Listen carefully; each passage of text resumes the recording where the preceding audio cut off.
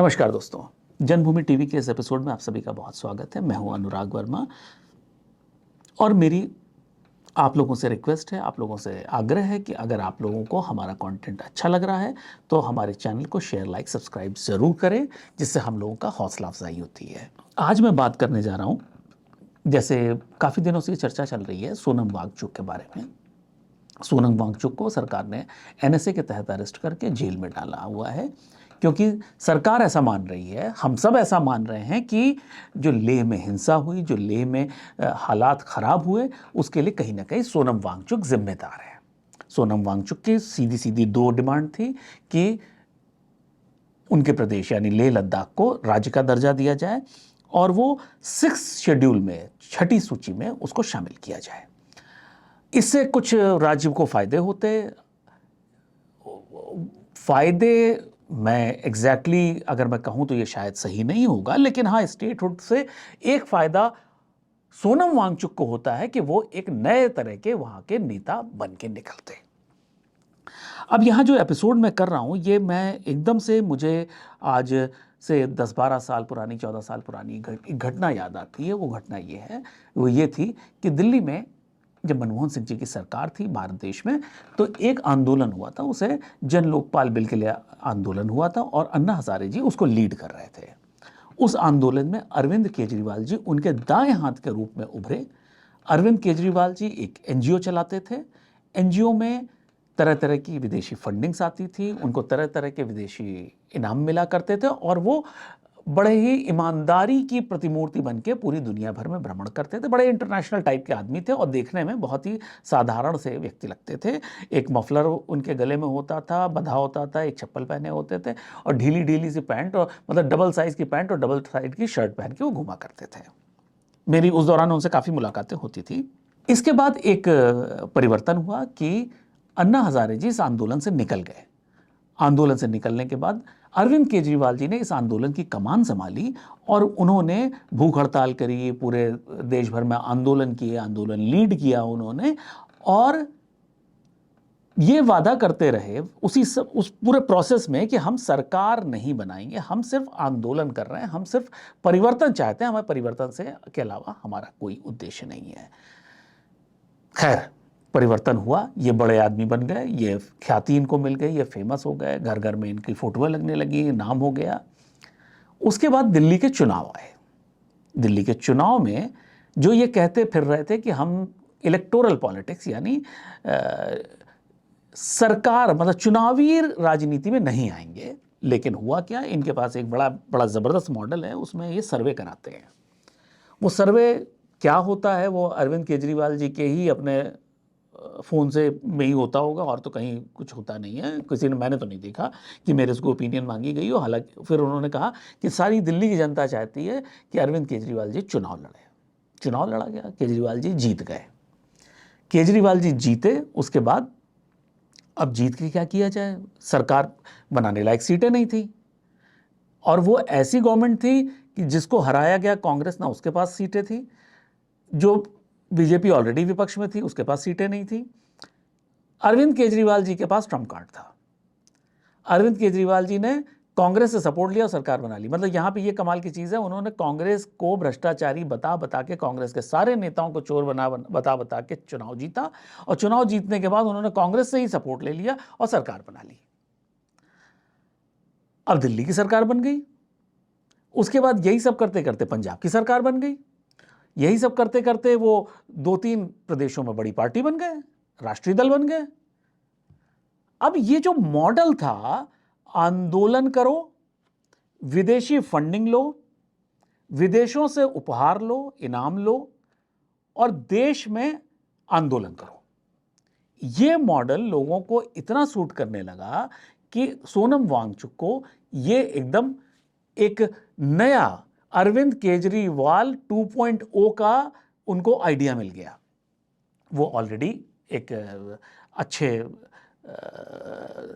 काम कर रहे थे, वो ऑलरेडी पर्यावरण के दृष्टिकोण से अच्छा काम कर रहे थे, शिक्षा में अच्छा काम कर रहे थे, ये अरविंद केजरीवाल जी भी कर रहे थे।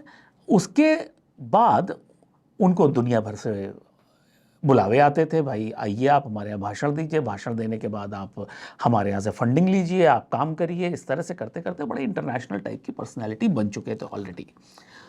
उनके जो एनजीओज हैं उसमें से एक जो सबसे बड़ा जो फेमस माना है सेक्मॉल नाम का है, उसमें और भी उनके तरह तरह के एनजीओ है जिसमें फॉरेन फंडिंग का बहुत मेजर झोल था। और ये जो मेजर झोल थे ये एक दिन में नहीं हुए थे, ये काफ़ी दिनों से चल रहा था।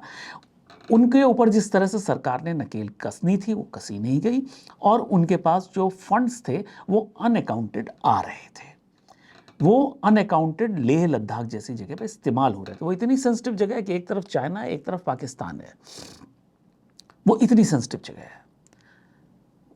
इंटरनेशनल फंड्स आ रहे थे, कहाँ से आ रहे थे, कैसे आ रहे थे, क्यों आ रहे थे, इसके बारे में अब सोनम वांगचुक ही बता पाएंगे।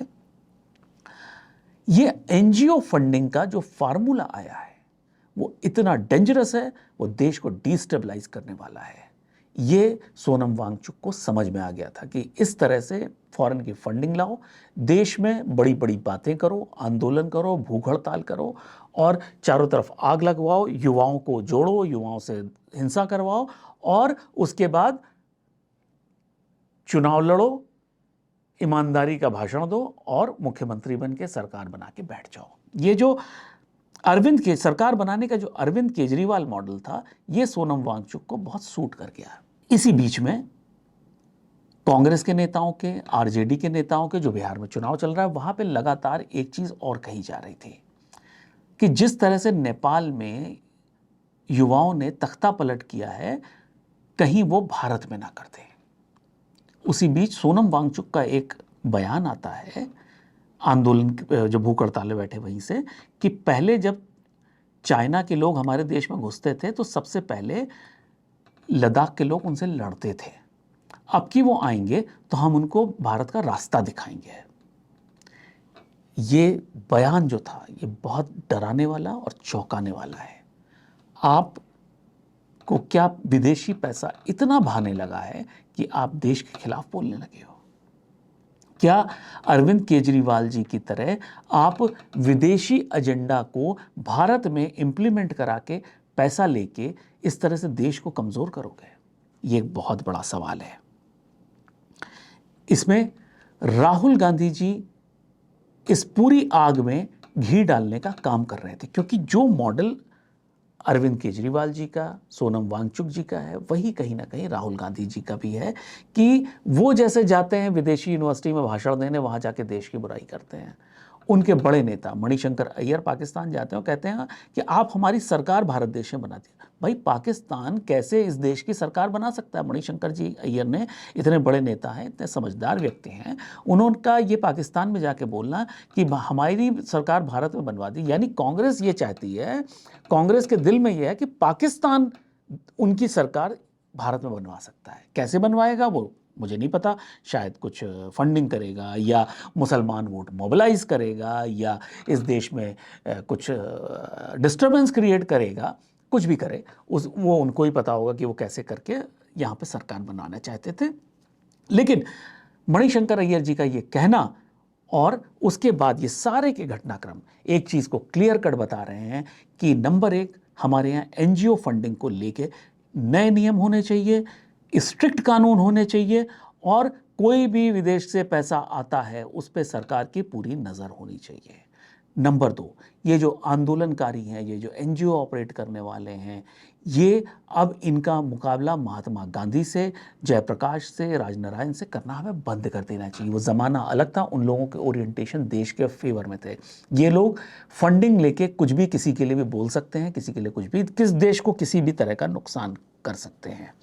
नंबर तीन, जो भी राजनीतिक बयानबाजी है वो आपस में एक दूसरे को नुकसान पहुंचाने के लिए कर रहे हैं तो ठीक है, लेकिन अगर वो कहीं ना कहीं देश को नुकसान करने वाली है तो उस पर कहीं ना कहीं नकेल कसी जाने की ज़रूरत है।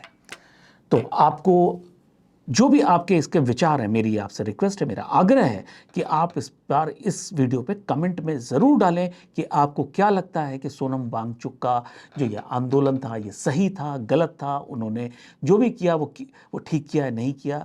राहुल गांधी जी ने जिस तरह से इस देश के युवाओं को भड़काने की कोशिश करी वो गलत था, सही था।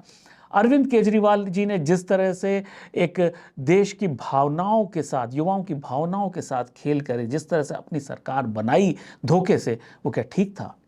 ज़रूर लिखिएगा, ज़रूर कमेंट करिएगा, मैं कोशिश करूँगा आप सबको जवाब दूँ। बहुत जल्दी अगले एपिसोड के साथ मिलेंगे, तब तक के लिए नमस्कार।